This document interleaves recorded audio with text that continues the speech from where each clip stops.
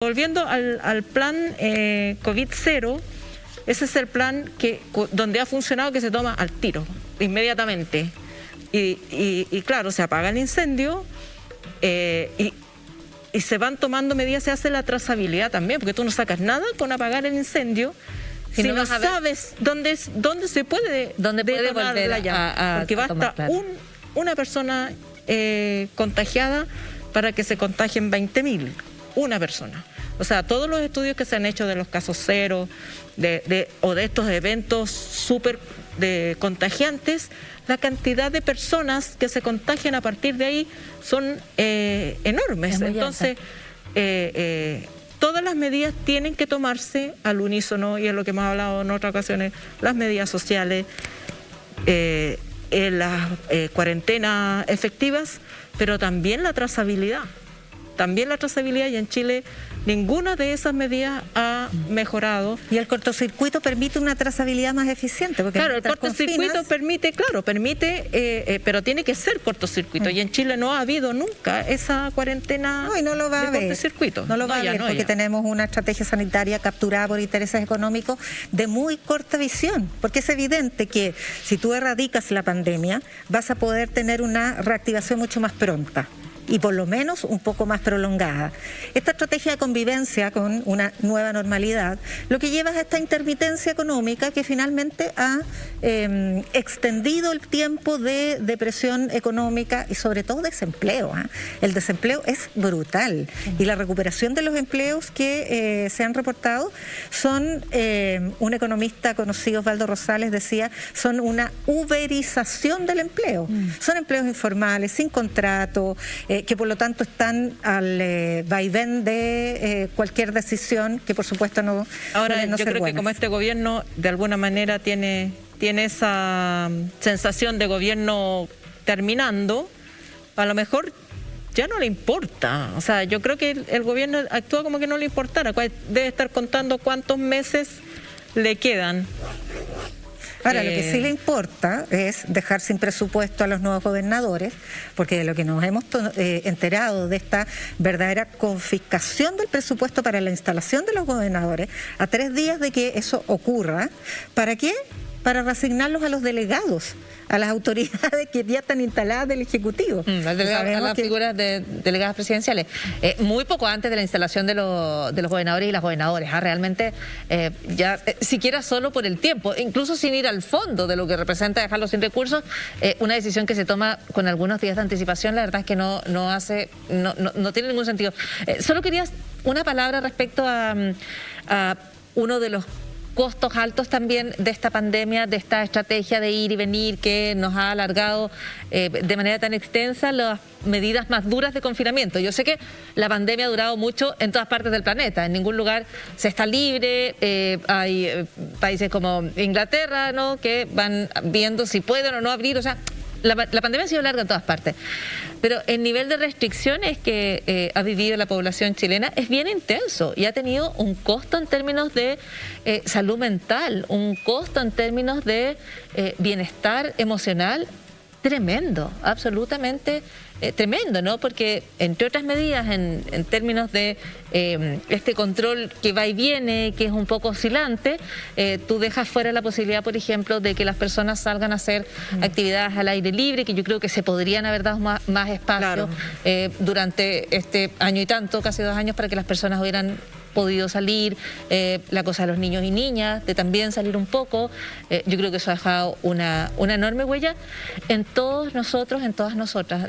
La huella también de la deserción escolar, que ha aumentado y que va a seguir aumentando, porque, claro, se toman decisiones de mantener educación a distancia sin dar los recursos para la educación a distancia, o de volver a clases sin establecer las medidas suficientes para volver a clase, o el vaivén, que yo creo que es lo más desgastante. O sea, el tema de establecer un cortocircuito definitivo, que nunca ha significado en ninguna parte, digamos, que es donde se han tomado las medidas razonables, nunca ha significado que no puedes salir de la casa.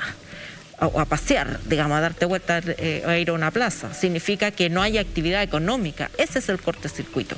Que no hay gente transportándose masivamente en el transporte público, encerrándose en sus lugares de trabajo, volviendo a la casa de nuevo con los contagios. Eso es el cortocircuito. No que la gente, que las madres no puedan salir con sus hijos a pasear como se entendió inicialmente. Entonces creo que esa medida, esa manera de controlar la pandemia que existió en Chile, que es que el control de las personas, no de la actividad económica, es lo que agota y cansa, porque se siente como medidas represivas, no se sienten como medidas de cuidado.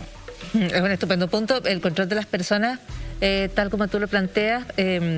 Uno no puede sino pensar en la violencia al interior de los hogares, que sabemos que ha aumentado, que sabemos que es, y lo leía en un libro esta semana, ese gigante dormido, ¿no? O más que dormido, ese gigante que está acechando en distintos hogares, y la violencia además también se ha visto empeorada, los abusos.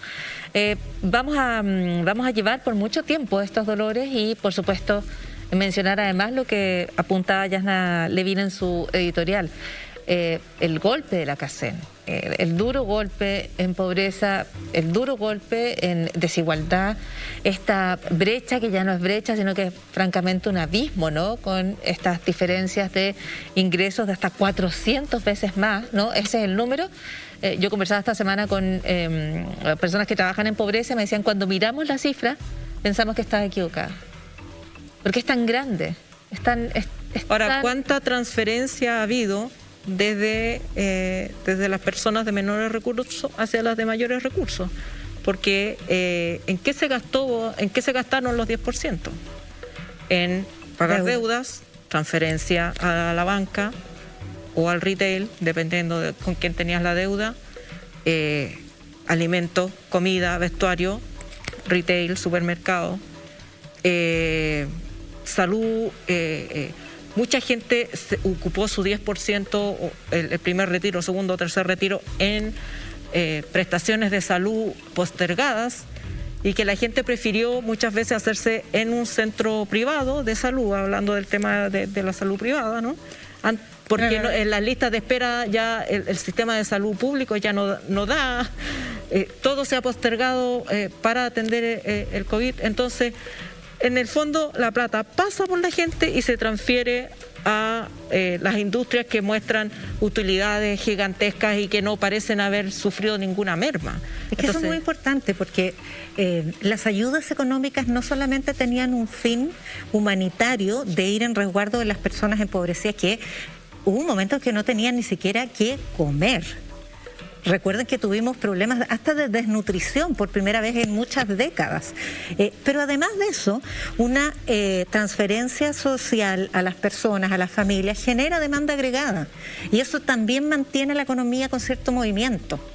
Entonces hay una visión económica muy de corto plazo, y es muy probable, claro, esta CACEN mide 3 años, pero desde luego que es el último año el que más impacta en el empobrecimiento de las personas.